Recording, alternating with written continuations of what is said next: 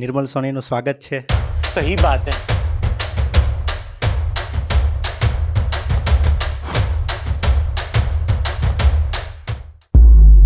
નિર્મલભાઈ, જ્યારે તારક મહેતા શોની શરૂઆત થઈ ત્યારે સૌથી પહેલાં તમે એઝ અ ડૉક્ટર હાથી તરીકે જોડાયા હતા, રાઈટ?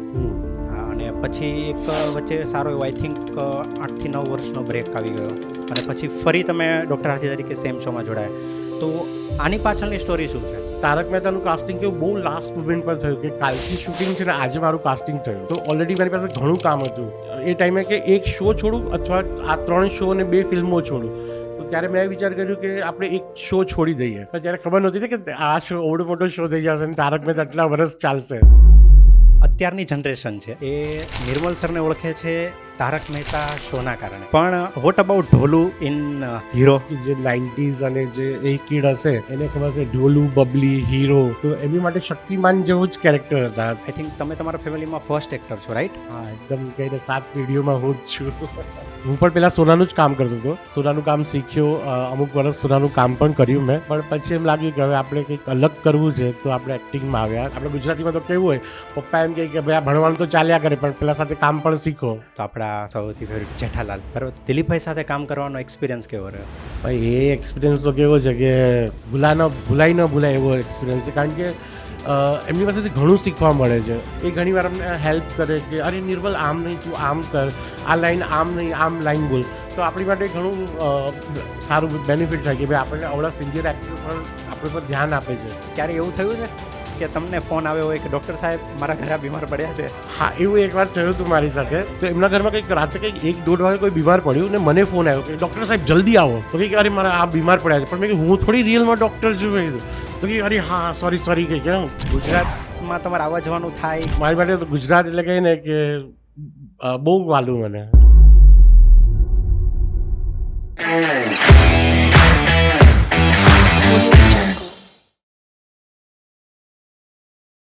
હા, નિર્મલ સોનીનું સ્વાગત છે. Thank you sir. સૌથી પહેલાં તો કેમ છો? મજામાં, તમે કેમ છો? બસ એકદમ મજામાં. સર, સૌથી પહેલાં વાત કરીએ તો અત્યારની જનરેશન છે એ નિર્મલ સરને ઓળખે છે તારક મહેતા શોના કારણે, પણ વોટ અબાઉટ ઢોલુ ઇન હીરો? જે હીરો સિરિયલમાં હું ઢોલુનું કેરેક્ટર હતું એ પણ આઇકોનિક કેરેક્ટર છે. અત્યારના લોકોને જે અત્યારના યંગ છોકરાઓ છે એને કદાચ ખબર નહીં હોય કે ઢોલુ કોણ છે, પણ કહે ને કે જે 90s અને જે એ કીડ હશે એને ખબર છે ઢોલુ, બબલી, હીરો, તો એમની માટે શક્તિમાન જેવું જ કેરેક્ટર હતા. તો આઇકોનિક કેરેક્ટર હતા, લોકો મજા આવે એવા કેરેક્ટર હતા. Yes, definitely. એ સમયનું આમ કહેવાય ને કે સુપર હીરો એક સિરીઝ હતી. આપણે તમે કહો કે શક્તિમાન એક બહુ જૂનું થઈ ગયું, એની પછી એક જે દોર આવ્યો જ્યાં આપણે 2000 સ્ટાર્ટિંગ વાળું એમાં, તો એમાં હીરો સૌથી આગળ શો હતો જ્યાં લોકો છોકરાઓ જોતા હતા. અને સાચી વાત છે. તો સર, એ જે હીરોમાં તમારું જે કેરેક્ટર હતું, તો તમારું એક્ટિંગ કરિયરમાં એ ફર્સ્ટ સિરીઝ હતી? ના, એ ત્યાર પહેલાં તો મેં ઘણું ફિલ્મો, એડ્સ, બીજી ઘણી સિરિયલો ને એવું બધું કર્યું હતું, પહેલું નહોતું. પણ કેવું આમાં કેવું છે ને ફિલ્મ લાઇનમાં કે જ્યાંથી તમને વસ્તુ ફેમસ, સમજો કે તારક મહેતા લોકોને ગમ્યું ને લોકોને મારું કામ ગમ્યું, તો લોકોને એમ લાગે કે તારક મહેતા મારો પહેલો શો છે, પણ એવું હોતું નથી. ઘણું તમે પહેલાં સ્ટ્રગલ કર્યું હોય છે, ઘણું કામ કર્યું હોય છે, પણ લોકોને યાદ નથી હોતું, પણ લોકોને એ જ યાદ હોય છે હિટ હોય. સર, તમારા ફેમિલી બેકગ્રાઉન્ડની વાત કરીએ તો આઈ થિંક મેં જ્યાં સુધી જ્યારે આપણો પોડકાસ્ટ સ્કેડ્યુલ થયો પછી મેં થોડુંક રિસર્ચ કર્યું હતું, તો આઈ થિંક તમે તમારા ફેમિલીમાં ફર્સ્ટ એક્ટર છો, રાઈટ? હા, એકદમ કહીને 7 પેઢીઓમાં હું જ છું. તો સર, તમારું ફેમિલી બેકગ્રાઉન્ડ શું હતું? અમે ગોલ્ડસ્મિથ છે, સોનાનું કામ કરીએ છીએ અને આપણે પરજ્યા સોની છું. તો અમારે બાપ દાદાનો ધંધો એ જ છે કે સોનાનું કામ કરવાનું. આપણે જેમ કે લોકો બધા એક જ ફેમિલી થઈ અમે. અચ્છા, ઓકે. પણ પહેલાં સોનાનું જ કામ કરતો હતો, સોનાનું કામ શીખ્યો, અમુક વર્ષ સોનાનું કામ પણ કર્યું મેં, પણ પછી એમ લાગ્યું કે હવે આપણે કંઈક અલગ કરવું છે તો આપણે એક્ટિંગમાં આવ્યા ને ભગવાનની દયાથી સારું કામ ચાલવા માંડ્યું. અચ્છા, તો તમે જ્યારે સોનાનું કામ શીખ્યા હતા આઈ થિંક તમારા અર્લી 20sમાં? હા, મેં ફિલ્મ લાઇનમાં જ્યારે એન્ટર થયો ત્યારે હું 19 વર્ષનો હતો, એટલે મેં સોનાનું કામ સમજો ને કે 16-17 વર્ષની એજનો હતો ને ત્યારથી ચાલુ કરી દીધેલું મેં. Okay, right. સ્કૂલમાં પણ જવાનું અને કોલેજમાં અમને સાથે કામ પણ શીખવાનું. આપણે ગુજરાતીમાં તો કેવું હોય, પપ્પા એમ કહે કે ભાઈ આ ભણવાનું તો ચાલ્યા કરે પણ પેલા સાથે કામ પણ શીખો. તો અમારે એવું જ ચાલતું હતું. સાચી વાત છે. આમ કહેવાય ને કે ગુજરાતીના આમ રગમાં જ ધંધો હોય છે. તો આમ ફેમિલીથી થોડુંક આમ ઓપોઝિટ આ તમે ફિલ્ડ ચૂઝ કરી, તો શરૂઆત કઈ રીતે થઈ તમારા કરિયરની? મારા જે એક આંટી છે, ચેતના આંટી કરીને, એમણે મને જણાવ્યું હતું કે એ કહે કે તું કંઈક કર અલગ. મેં કીધું શું કરવું અલગ? તો કહે કે તું એક્ટિંગ કર. મેં કીધું હા, એક્ટિંગ તો મને અંદર કહે ને કે મને કરવી હતી એક્ટિંગ, પણ મને કંઈ ને કોઈ રસ્તો નહોતો મળતો. પણ એમણે મને એક રસ્તો દેખાડ્યો કે તું આમ કર. મારા એક ફ્રેન્ડ છે, એમને મળાવ્યા મને. તો ત્યારે એમણે મળાવ્યા મને, પછી બધું ધીરે ધીરે આગળ વધ્યું. પણ હું કહીએ ને કે બહુ લકી રહ્યો હું, કારણ કે મારે બહુ ઓછી સ્ટ્રગલ તો મેં પણ કરી છે, પણ બહુ ઓછી કરવી પડી. કારણ કે મારા જે અપિયરન્સ છે ને એવા લોકો બહુ ઓછા છે, એટલે કહે ને કે મારી સ્ટ્રગલ બહુ ઇઝી થઈ ગઈ. તો જ્યાં હું પણ જતો હતો ને, જ્યાં તો મને કામ મળી જતું હતું ભગવાનની દયાથી. લાઈક મારી પહેલી જ તમે કમર્શિયલ મેં કરી હતી ICICI બેંકની. વિધુ વિનોદ ચોપડા ડાયરેક્ટર હતા. અચ્છા, ઓકે. તો એ એડનું ઓડિશન દેવા ગયો ને ત્યારે મને ખબર પણ નહોતી કે ઓડિશન કોને કહેવાય. તો મને એમ કે મને ખાલી એક જણે જોયા કે તમે એક્ટિંગ કરો છો. મેં કીધું હા કરવું તો છે. તો કે કામ કરો, કાલે નટરાજ સ્ટુડિયોમાં આવી જાઓ. તો મેં કીધું ઓડિશન, એ કે ઓડિશન દેવાનું છે. મેં કીધું ઓડિશન દેવાનું એટલે શું હોય? તો કે વાંધો નહીં, તમે આવો ને કાલે, હું તમને જણાવું. મેં કીધું ઓકે. હું ગયો ત્યાં નટરાજ સ્ટુડિયોમાં, ને પછી બધા ઘણા લોકો ઓડિશનમાં લાઈનમાં ઉભા હતા. પછી એમણે મને જણાવ્યું કે જો આ કે તારે આ કેમેરો છે, તારે એવી રીતે ડાન્સ કરવાનો છે કે આ રૂમમાં કોઈ નથી. મેં કીધું ઓકે. હું સારો ડાન્સર તો છું, તો મેં કરી નાખ્યું. તો મેં કીધું થઈ ગયું? તો કહે કે હા થઈ ગયું. હજુ સાંજે હું ઘરે પહોંચ્યો એની પહેલાં તો ફોન પણ આવી ગયો કે ભાઈ તમે ફાઇનલ થઈ ગયા છો, ને પરમ દિવસે આપણે શૂટ કરીએ છીએ. તો એ તો મને પહેલી એડ મળી ગઈ. પછી એવી રીતે ફિલ્મો પણ મળવા માંડી. નિર્મલભાઈ, જ્યારે તારક મહેતા શોની શરૂઆત થઈ ત્યારે સૌથી પહેલાં તમે એઝ અ ડૉક્ટર હાથી તરીકે જોડાયા હતા, રાઈટ? હા. અને પછી એક વચ્ચે સારો એવો આઈ થિંક 8 થી 9 વર્ષનો બ્રેક આવી ગયો. 10 વર્ષનો ગેપ આવી ગયો. હા, રાઈટ. અને પછી ફરી તમે ડૉક્ટર હાથી તરીકે સેમ શોમાં જોડાયા. તો આની પાછળની સ્ટોરી શું છે? જ્યારે 2008માં તારક મહેતા ચાલુ થયું ને, ત્યારે મારી પાસે બહુ બધું કામ હતું. એ ટાઈમ પર હું તારક મહેતા સિવાય બીજા 3 સિરિયલ કરી રહ્યો હતો. કે પેરેલલ? હા. અને 2 ફિલ્મ હતી મારા હાથમાં. તો અને તારક મહેતાનું કાસ્ટિંગ કેવું બહુ લાસ્ટ મુમેન્ટ પર થયું કે કાલથી શૂટિંગ છે ને આજે મારું કાસ્ટિંગ થયું. તો ઓલરેડી મારી પાસે ઘણું કામ હતું. તો કેવું હતું કે એ બધું કામ મેનેજ નહોતું થઈ રહ્યું. તો મારી પાસે ઓપ્શન એવું હતું કે એ ટાઈમે કે એક શો છોડું અથવા આ 3 શો અને 2 ફિલ્મો છોડું. તો ત્યારે મેં વિચાર કર્યું કે આપણે એક શો છોડી દઈએ. પણ ત્યારે ખબર નહોતી કે આ શો ઓવડો મોટો શો થઈ જશે અને તારક મહેતા આટલા વર્ષ ચાલશે. પણ કે ત્યારે મેં એ છોડી દીધું. પછી એ સિરિયલો પણ પતી ગઈ, 2 ફિલ્મો પણ પતી ગઈ. પછી ખબર પડી કે તારક મહેતા તો બહુ હિટ થઈ ગઈ. પણ આપણે કહીએ ને કે ક્યારેય ભગવાનની દયાથી ઘરે નથી બેઠા, કન્ટિન્યુઅસ કામ કરતા રહ્યું છે 10 વર્ષમાં. પણ તમે જે વાત કરી કે તારક મહેતા શો જ્યારે તમને મળ્યો એ પહેલાં તમારી પાસે ઘણી બધી ફિલ્મો હતી, ઘણી બધી સિરીઝ હતી, બરાબર? પણ આમ એવું કહી શકાય કે તારક મહેતા શોથી તમને જે આખું ઇન્ડિયા ઓળખે છે એ એક ટર્નિંગ પોઈન્ટ કહી શકાય? ડેફિનેટલી. તારક મહેતા જ્યારે ચાલુ થયું ને 2008માં, ત્યારે મારી એક ફિલ્મ પણ આવેલી, શૂટ આઉટ ઇન લોખંડવાલા. તો એ ફિલ્મમાં સારું રેકગ્નાઇઝ મળ્યું હતું મને. પણ કહીએ ને કે તો ફિલ્મ માટે ઓડિયન્સ યાદ છે, પણ એટલું બધું યાદ ન હોય. પણ તારક મહેતા એવી વસ્તુ છે ને કે આજે કોઈ પણ છોકરાથી લઈને બચ્ચાથી લઈને બુઢા સુધી બધાને તારક મહેતા ખબર છે. યા, ડેફિનેટ. તો આ જે રેકગ્નાઇઝેશન છે ને એ બીજે ક્યાંય ના મળી શકે આવું. ના, એ સાચી વાત છે. એટલે કે લાઈફનું ટર્નિંગ પણ તારક મહેતા જ છે. તો આપણે તારક મહેતા શોની વાત કરીએ તો એમાં જે બધા જે પાત્ર છે એમાં તમારે સૌથી સારું બોન્ડિંગ કોની સાથે છે? મારું બધા સાથે સારું બોન્ડિંગ છે. અબ્દુલ જે છે, આપણે શરદભાઈ છે, પછી બાઘાભાઈ, તન્મયભાઈ છે, બધા સાથે સારું. જે બલવિંદર સિંહ આપણે જે બલ્લુનું આપણે સોઢીનું કેરેક્ટર કરે છે, હા, એ એમની બધા સાથે સારું છે. એવું કોઈ નથી કે આમની સાથે નથી સારું. તો આપણે એ શોમાં આમ જોવા જઈએ તો ઘણા બધા એવા બી એક્ટર છે કે જે એક આમ સિનિયર ભી છે, બરાબર? એમાંથી આપણે એક વાત કરીએ તો આપણા સૌથી ફેવરિટ જેઠાલાલ, એટલે કે આપણા દિલીપભાઈ, બરાબર? દિલીપભાઈ સાથે કામ કરવાનો એક્સપિરિયન્સ કેવો રહ્યો? ભાઈ એ એક્સપિરિયન્સ તો કેવો છે કે ભૂલાઈ ન ભૂલાય એવો એક્સપિરિયન્સ છે. કારણ કે એમની પાસેથી ઘણું શીખવા મળે છે. હું જ્યારે સેટ પર અમે હોઈએ ને ત્યારે હું એમને જ જોતો હોઉં છું કે એ શું કરે છે, કેવી રીતે રિએક્ટ કરે છે સીનમાં. કારણ કે હજુ તો કહે ને કે એક્ટિંગ એવી વસ્તુ છે ને કે ક્યારેય તમે પ્રો ન થઈ શકો. દરેક હજુ આમ કહે ને અમિતાભ બચ્ચન પણ એમ કહે કે હું હજુ પણ શીખું છું. તો આપણી માટે તો હજુ ઘણું દૂર છે. તો હું દિલીપભાઈને જોતો રહું. એ ઘણી વાર અમને હેલ્પ કરે કે અરે નિર્મલ આમ નહીં, તું આમ કર, આ લાઈન આમ નહીં, આમ લાઈન બોલ. તો આપણી માટે ઘણું સારું બેનિફિટ થાય કે ભાઈ આપણને આવડા સિનિયર એક્ટર પણ આપણી પર ધ્યાન આપે છે. તેમની સાથે કામ કરવું બહુ મજાની વાત છે. સાચી વાત છે. મેં વચ્ચે એક ઇન્ટરવ્યૂ જોયો હતો આપણે તન્મયભાઈનો, કે જે બાઘાનું કેરેક્ટર જે પ્લે કરી રહ્યા છે એમનો. એમણે એક ઇન્ટરવ્યૂમાં એવી વાત કરી હતી કે દિલીપભાઈ છે ને એ ડાયલોગ પોતાની પાસે આવે તો એ સામેથી આપી દે કે તન્મય તું આ જો ડાયલોગ બોલીશ ને તો એ વધારે ઇફેક્ટ કરશે. એમનું કેવું છે ખબર છે કે સમજો કે કંઈક ખાવા પીવાની લાઈન હોય તો એમ કે અરે આ હું બોલું નહીં, આ હાથી બોલશે ને તો સારું લાગશે.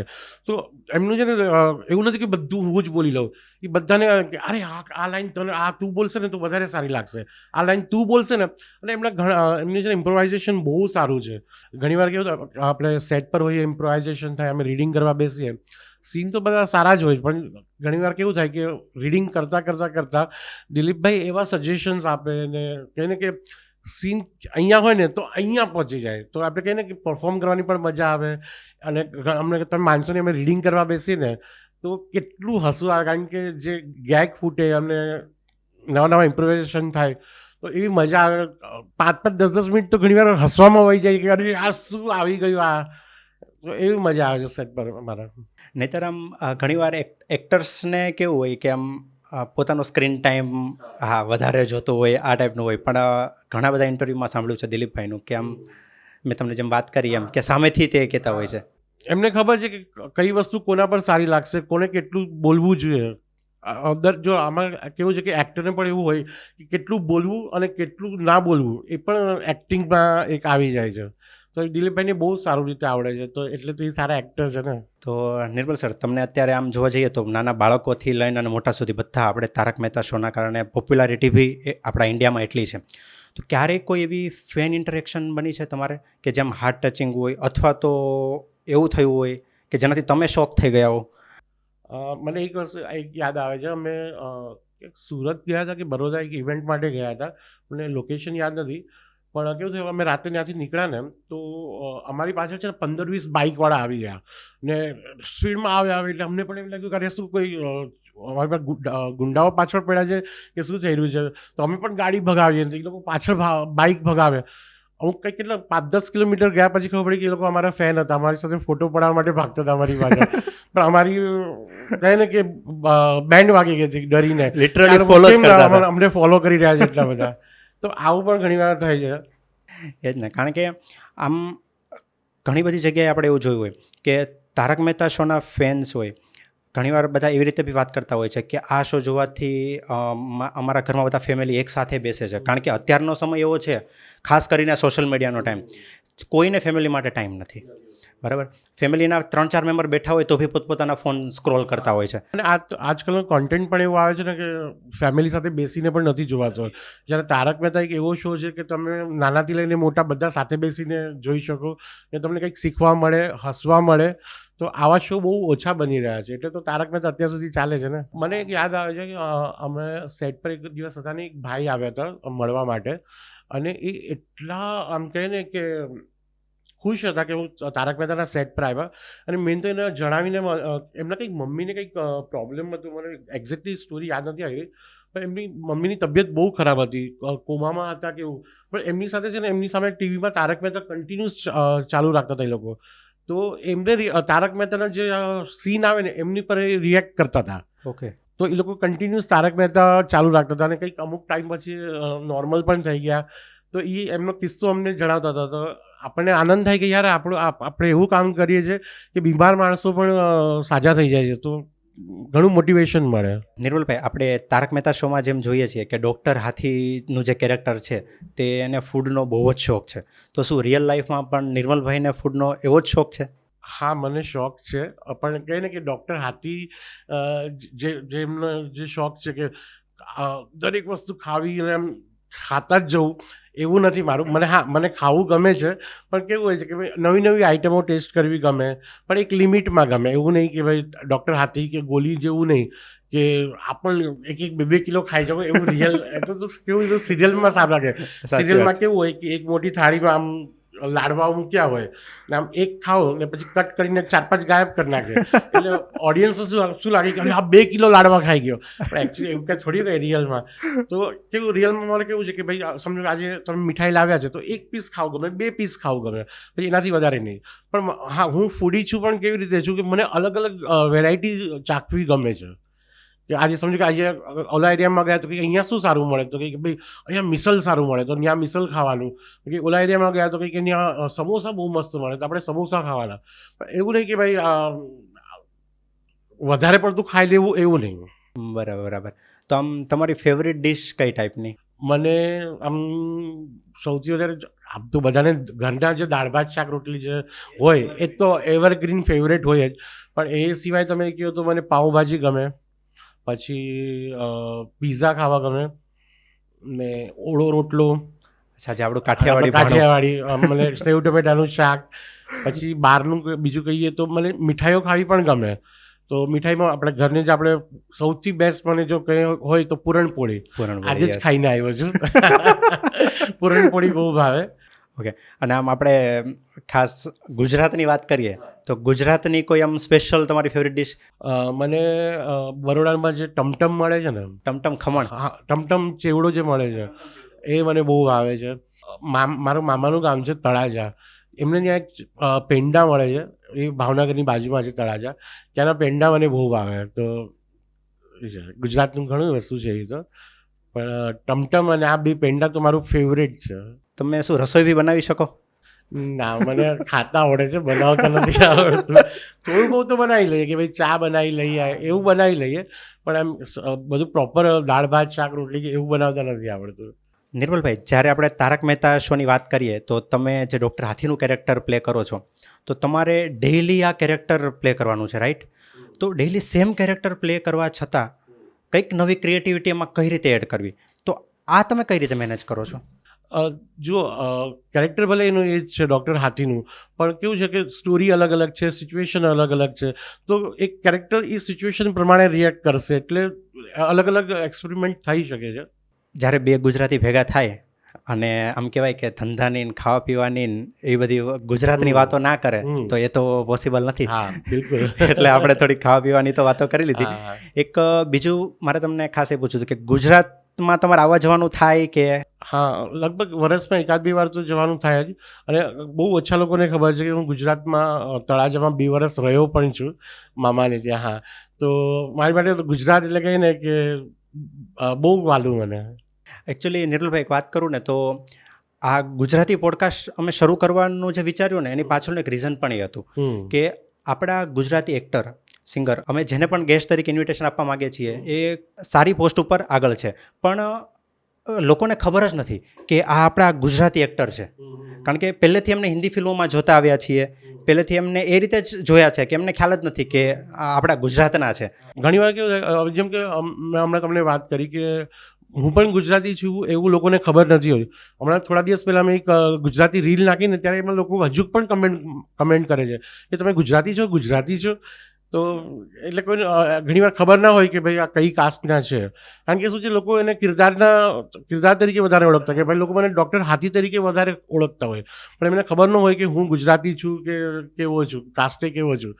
તો જ્યારે એ લોકોને ખબર પડે ત્યારે એ લોકોને નવાઈ લાગે કે અરે આપણા ગુજરાતી જ છે એમ. બરાબર. તમે કીધું કે ડૉક્ટર હાથી તરીકે વધારે ઓળખતા હોય, તો ક્યારે એવું થયું છે કે તમને ફોન આવ્યો હોય કે ડૉક્ટર સાહેબ મારા ઘરે બીમાર પડ્યા છે? હા, એવું એકવાર થયું હતું મારી સાથે. એવું પણ થયું? હા, એકવાર થયું હતું. કારણ કે શું છે, એમણે ડૉક્ટર હાથી તરીકે નંબર સેવ કર્યો હશે, તો એમના ઘરમાં કંઈક રાતે કંઈક 1-1.5 વાગે કોઈ બીમાર પડ્યું ને મને ફોન આવ્યો કે ડૉક્ટર સાહેબ જલ્દી આવો. મેં કીધું કેમ?